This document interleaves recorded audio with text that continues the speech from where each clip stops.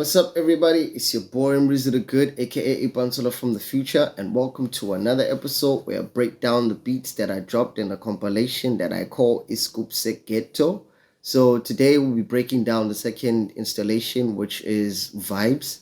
As I promised in the last episode, this one is gonna have a bit more chord progressions, so you can actually see how I actually go about in my thinking process when I make my beats. So yeah. So what I started with was this piano. I use this plugin called Creepy Piano. It's a free one. It's really cool. I like how it sounds. So yeah, so this was the main chord progression, right?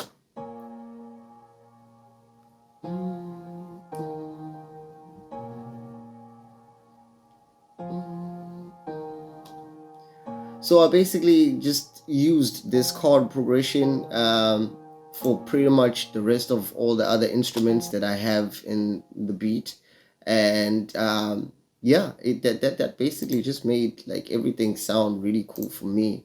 At least that's how easy things were for me. So yeah, it's this creepy piano, and then I took that very same chord progression, and then I added it to Analog Lab. I have this pad that I have going on here, right? But I had an automation clip to kind of tweak the cutoff filter to kind of like make it open up and close down as we go to like a high energy section in the song. I open it up, and then when we kind of cool down, then I start like dipping it down a little bit. So this is what it sounds like before I open it up. Very atmospheric.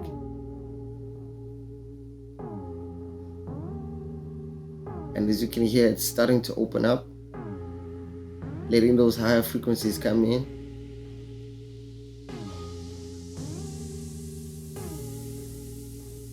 Yep.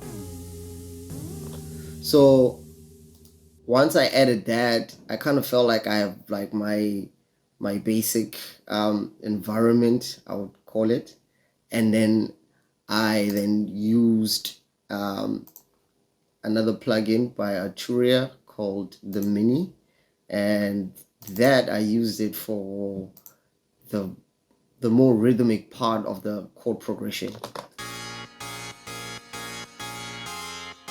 Bear in mind, what I always do is I try to make it as old school quiet as I possibly can, but using the more new age digital sounding instrumentation to kind of like bring it to this future white door idea that I have going on, right?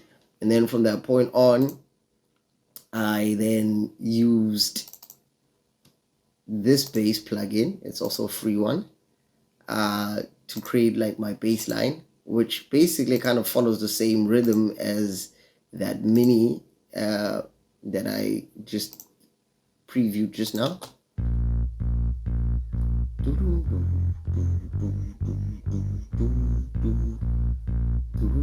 Since this is like a 4-bar loop, I like to bring up the octave on like the last third bar to kind of like make it sound a little different, add a little more energy to it.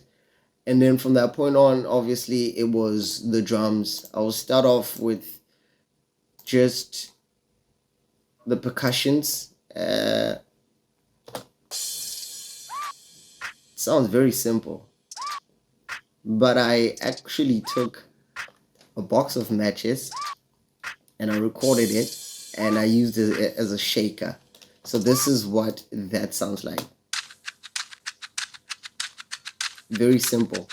Of which that I then sidechained it to my kick drum to kind of make it kind of like duck down a little bit so that the transients don't kind of like clash. I like my kick drum very punchy, so if I can open up as much space for it as possible, I definitely go for that. I also then used a vocal that I recorded myself with a whole lot of processing.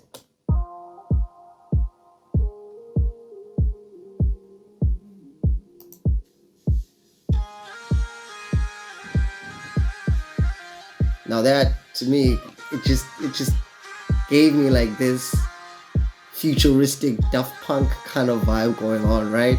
So when I put all of these together, the vocal, the percussions, and the match, this is pretty much what it sounds like.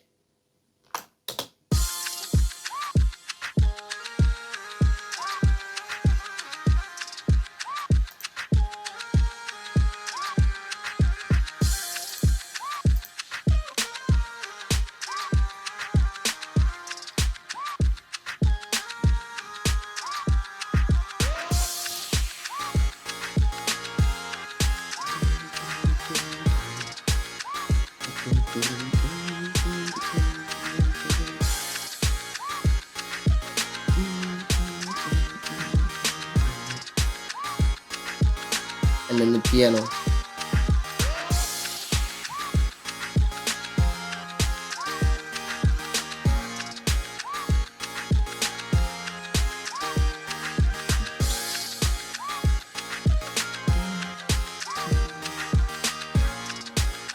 And then now it's time for the bass.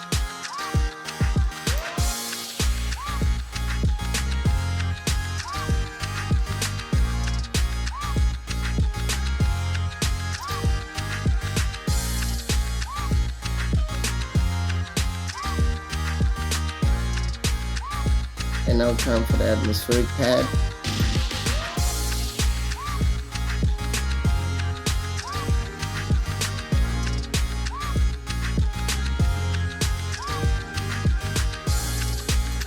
Now this is everything playing all at once. That's basically, I would say, like the chorus part of it.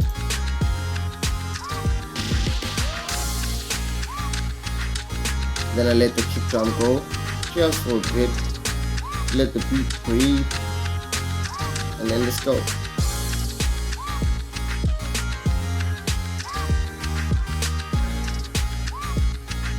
And now this part right here is actually my favorite.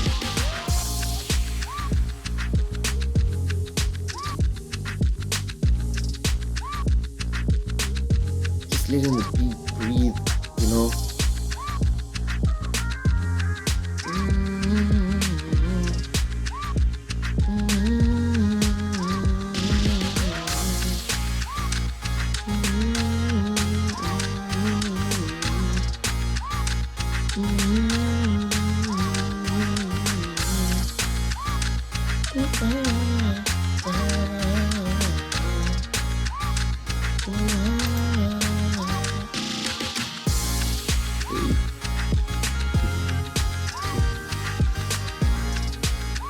Yeah, most of these beats that are a part of this compilation are basically just instrumentals that like I made that I felt like so good about, and I felt like I should share this to the rest of the world.